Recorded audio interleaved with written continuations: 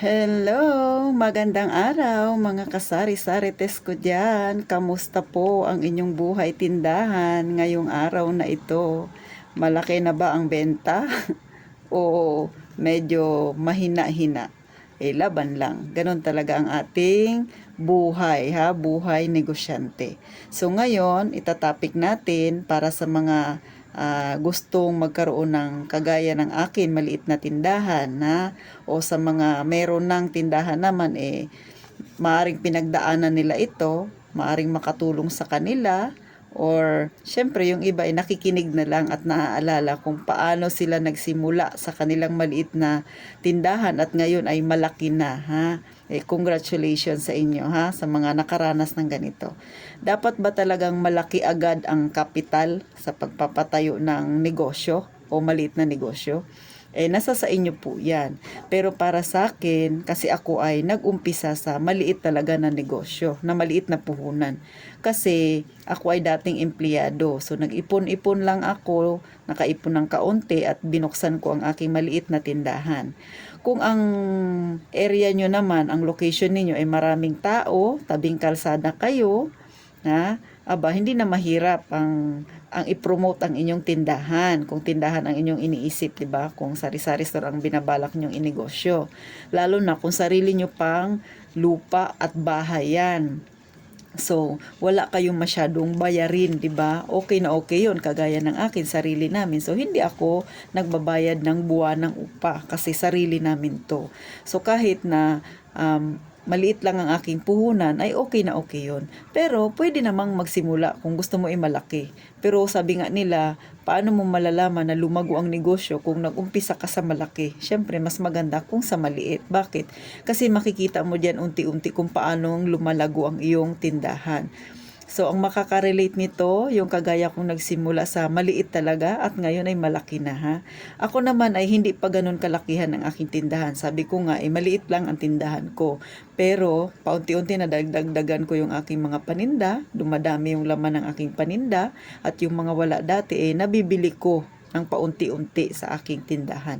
So nakikita ko may improvement, ha. Nagmula ako sa maliit, padagdag ng padagdag. Syempre yung tubo na nakukuha mo galing sa pagtitinda, 'di ba? Ay dagdag ng dagdag ang kapital.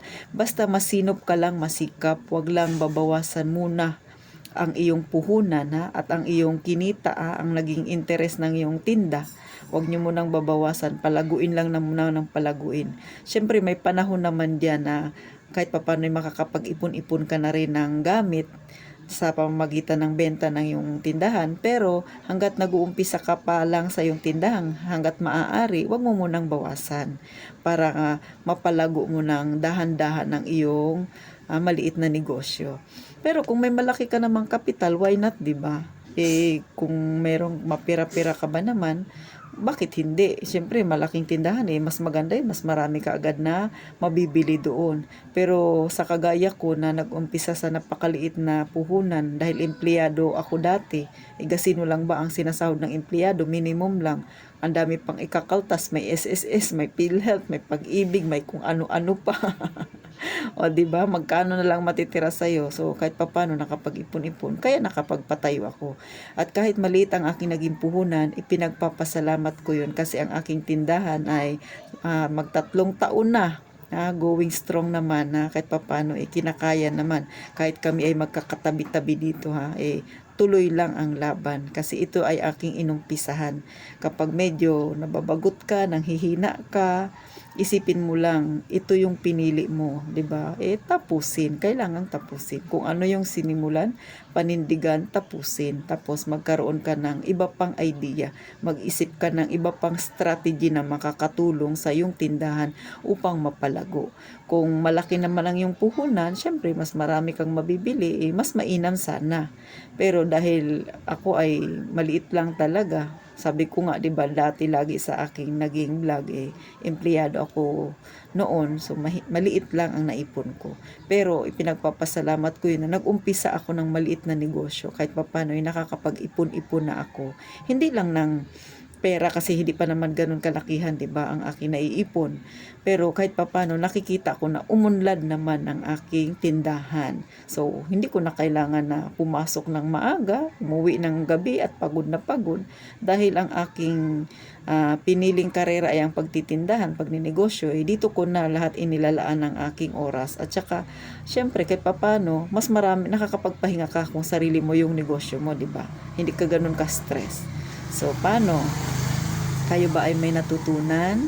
Sa mga nagbabalak na magkaroon ng tindahan, sana maging guide nyo rin ito. At sa mga may tindahan na kagaya ko, comment nyo naman po kung ganito rin ba ang naranasan ninyo na kagaya ko. Baka may iba pa kayong alam na strategy, share nyo naman sa akin. Baka sakaling maging strategy ko rin kapag napag-aralan ko, malay mo, di ba, makatulong yon ng malaki sa akin.